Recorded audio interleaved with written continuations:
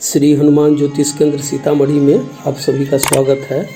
मेरा आज का विषय है पत्नियों को अपने पति की लंबी आयु के लिए क्या करना चाहिए।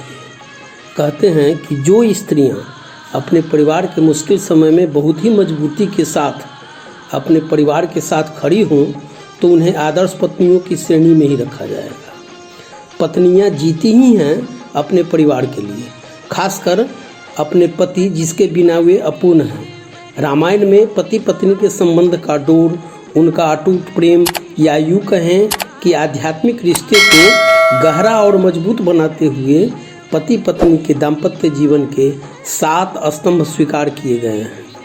संयम, संतुष्टि, संकल्प, सक्षम, समर्पण, संवेदनशीलता और संतान। ये 7 तथ्य पति पत्नी के दाम्पत्य जीवन के आधार हैं। खैर, मैं इसे विषयांतर नहीं करना चाहता क्योंकि यह ऐसा टॉपिक है जिस पर मैं घंटों बोलता ही रह जाऊंगा और जो उपाय हमें बताना है वह बता ही नहीं पाऊंगा। परंतु इनमें संवेदनशीलता और समर्पण भाव के अंतर्गत पत्नियों को अपने पति की लंबी आयु के लिए कुछ करना बहुत ही आवश्यक है। ऐसा नहीं है कि पतियों को अपने पत्नियों के लिए या उनकी लंबी आयु के लिए क्या करना चाहिए, परंतु इस टॉपिक को मैं दूसरे वीडियो के माध्यम से लाऊंगा। पहले पत्नियों को अपने पति की लंबी आयु के लिए कुछ सामान्य उपाय बता रहा हूं, जिसे करने से पति की आयु लंबी होती है। देखिए, गुरुवार के दिन पत्नियों को अपने बाल नहीं धोने चाहिए। वैसे तो सोमवार और बुधवार को भी अपना बाल नहीं धोएं, परंतु गुरुवार के दिन तो कदापि नहीं धोएं। ना ही बाल कटवाएं, ना ही आईब्रो बनवाएं, ना ही नाखून काटें और ना ही साबुन लगाएं। इतना ही नहीं, गुरुवार को फर्श पर पोछा भी नहीं लगाएं। यदि आप जानबूझकर ऐसा करती हैं तो सच जानिए आप अपने घर में निगेटिविटी ला रहे हैं, पति की आयु छीन कर रही हैं, घर में दरिद्रता ला रही हैं। यहाँ तक कि इस दिन पति के कपड़ों पर आयरन भी न करें, खराब कबाड़ी वाली सामग्री नहीं बेचें। इस दिन पति की आयु लंबी हो इस कामना से अपनी लंबी मांग भरें। इस तरह कि बालों में छिपे नहीं, यानी लंबी मांग भरें या पति से भरवाएं। फिर केले की पूजा करके लक्ष्मी नारायण मंदिर जाएं, वहाँ जाकर पति की लंबी आयु की कामना करते हुए हल्दी का दान करें। प्रत्येक दिन मांग के बीचों बीच सिंदूर लगाएं।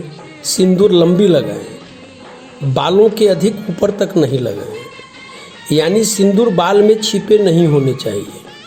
देखिए, मैं एक तथ्यपरक बात बता रहा हूँ आपको कि सिंदूर के संदर्भ में एक रामायण में एक कथा आती है।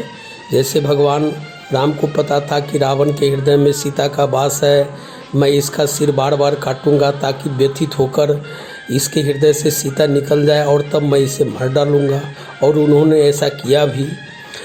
तो बाली और सुग्रीव का जो द्वंद्व हुआ और भगवान बाली को मारने के लिए उत्सुक हुए, इस क्रम में दोनों में लड़ाई हुई, दोनों भाइयों में युद्ध हुआ और सुग्रीव बाली के हाथों खूब पीटा। परंतु भगवान ने मित्रता के वशीभूत सुग्रीव को यह कहा कि तुम दोनों भाई एक ही नैन नक्श स्वरूप के हो, एक ही जैसे दिखते हो, कहीं बाली समझकर मैं तुम्हें ही न मार डालता। तो ऐसा करो कि एक माला पहनकर फिर से जाओ और युद्ध करो, अब की बार तो मैं बाली को मार ही डालूंगा। भला सोचिए, भगवान को यह पता नहीं होगा कि बाली कौन है और सुग्रीव कौन है। इसमें तथ्य यह है कि उस दिन तारा ने सिंदूर अपनी मांग के बीचों बीच लंबी भरी थी। प्रभु समझ गए थे कि मैं इसका वध नहीं कर पाऊंगा। तब दूसरे दिन जब तारा नहा रही थी, बालों को खोलकर धो रही थी, उसी समय भगवान ने बाली को उचित समय जानकर मारा था। तो कहने का आशय यह है कि अपनी मांग के बीचों बीच बालों में छिपाकर सिंदूर को मत लगाएं, लंबी लगाएं। प्रत्येक दिन चूड़ी, बिंदी, कुमकुम, आभूषण, मंगलसूत्र, कंगन, चूड़ी, जो भी सौभाग्य की वस्तुएं हैं उससे अपने आप को प्रत्येक दिन सजाएं। माता को सिंदूर लगाएं, स्वयं मांग भरकर मंदिर जाएं। संभव हो तो किसी शुक्रवार को माँ के गले में मंगलसूत्र पहना लें। रोज शाम में घी का दिया तुलसी के समक्ष जलाएं। किसी विधवा का मजाक न उड़ाएं और ना ही किसी सुहागन से जलें। उसे अच्छा देखकर ईर्ष्या न करें। देखिए, यदि पति गंभीर रूप से बीमार हैं तो कदापि दूध को उबालते समय ध्यान रखें कि दूध चूल्हे पर नहीं गिरे। इससे आपकी मुश्किलें बढ़ सकती हैं। दूसरी बात यह है कि आपके पति बेड पर जिस ओर सोते हैं वहाँ थोड़ा सा सिंदूर छिड़क दें, जिस पर वे सो जाएं, और सवेरे आप नहा धोकर उस सिंदूर को एकत्रित कर अपनी मांग में लगाएं। इस क्रिया को करते समय पति की आयु की कामना करते रहें। आपके इस एक क्रिया से पति ठीक होने लगेंगे।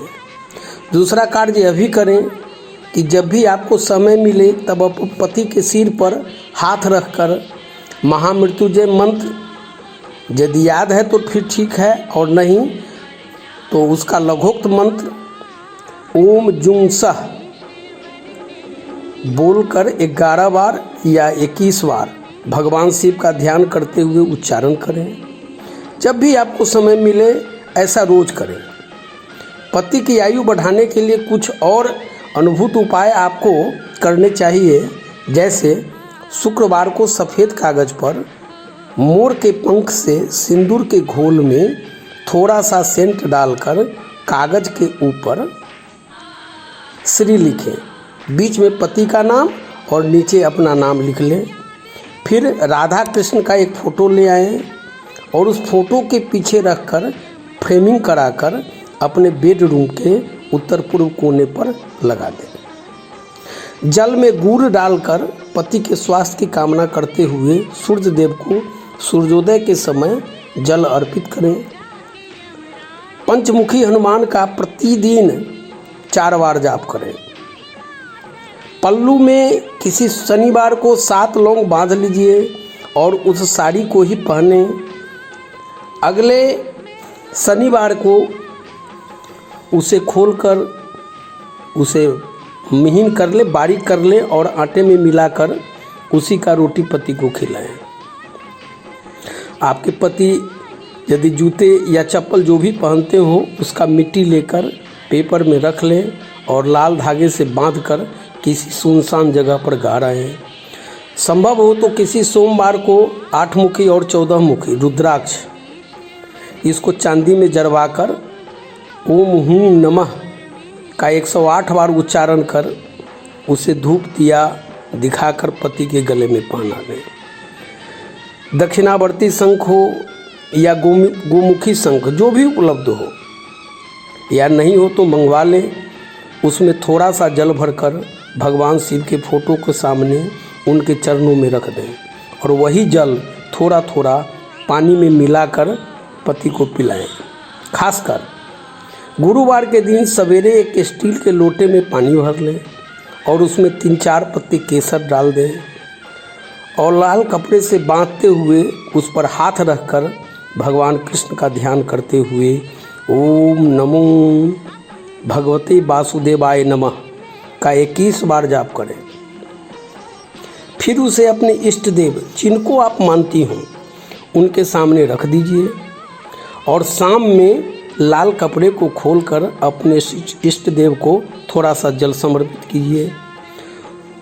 जो जल नीचे अर्पित करते समय गिरा है उसे उंगली से जल का स्पर्श कर पहले माथे पर टीका लगाएं और उस पानी को पहले स्वयं स्टील के गिलास में थोड़ा सा रखकर पी लें और जिस गिलास में आपने पानी पिया है उसी गिलास में बीमार पति को जल पिलाएं।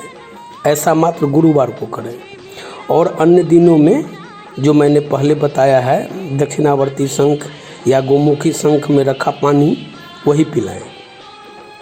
फिर भी यदि पति के स्वास्थ्य में सुधार नहीं हो रहा हो तो नित्य दुर्गा चालीसा का पाठ करें और माँ दुर्गा के 108 नामों का जाप करें। किसी सोमवार को 11 गोमती चक्र, यह काफ़ी सस्ती आती है, उस 11 गोमती चक्र से पति का 7 बार उसारा करके उसे बहते पानी में प्रवाहित कर दें। ऐसा 5 सोमवार तक करें। प्रत्येक शनिवार को पीपल के जड़ में सरसों के तेल का दिया जलाएं एवं मधु मिश्रित गुड़ मिश्रित जल अर्पित करें। बीच में ही किसी मंगलवार को पति पत्नी दोनों लाल वस्त्र में मसूर की दाल 750 ग्राम, थोड़ा सा लाल चंदन और 5 लघु नारियल बांधकर शिव मंदिर में जाएं और भगवान शिव के सम्मुख रोग से मुक्ति की प्रार्थना करें और इस पोटली को गंगा नदी में प्रवाहित करें। यह क्रिया लगातार 11 मंगलवार तक करें। यह ऐसा प्रयोग है जिससे आपके पति को ठीक होना ही होना है, परंतु ध्यान रहे यह पोटली गंगा नदी में ही प्रवाहित करना है,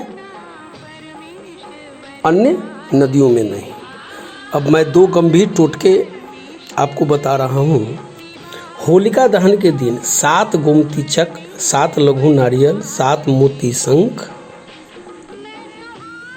सभी को 1.25 हाथ पीला कपड़े में रखकर पति के ऊपर से उसार कर 7 बार होलिका दहन जहाँ होती है सो होलिका में फेंक दें। यह क्रिया प्रति वर्ष 3 वर्षों तक करें। यदि यह संभव नहीं हो तो होली की रात्रि में 1.25 हाथ सफ़ेद कपड़ा में 11 गोमती चक्र, 21 नागकेसर के जोड़े और 8 कौड़ियाँ बांध लें।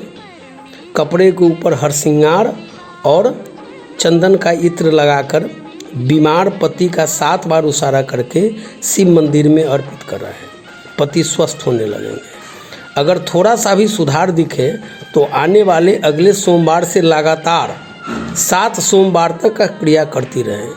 इस टोटका को मैंने एक जातिका द्वारा अपनी देख रेख में कराया था और आज उनके पति स्वस्थ हैं।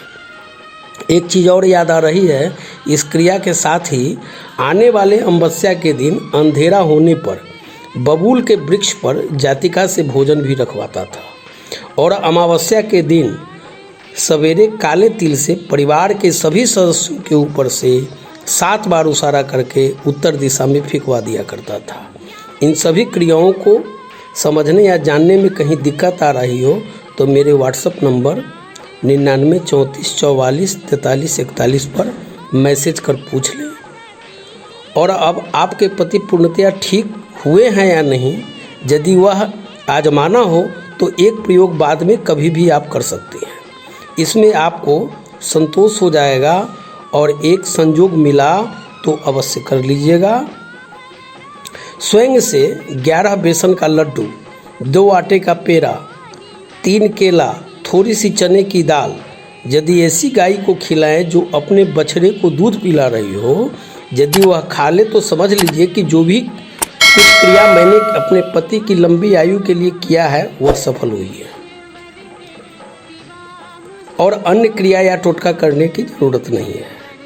ये जो मैंने सामान्य और कठिन प्रयोग बताए हैं उसे पति की अवस्था को देखते हुए कुछ भी करती रहेंगी तो आपके पति अवश्य ही स्वास्थ्य लाभ कर सकेंगे। यदि यह वीडियो अच्छा लगा हो तो कृपया सब्सक्राइब और लाइक कर दीजिएगा। जय हनुमान जी।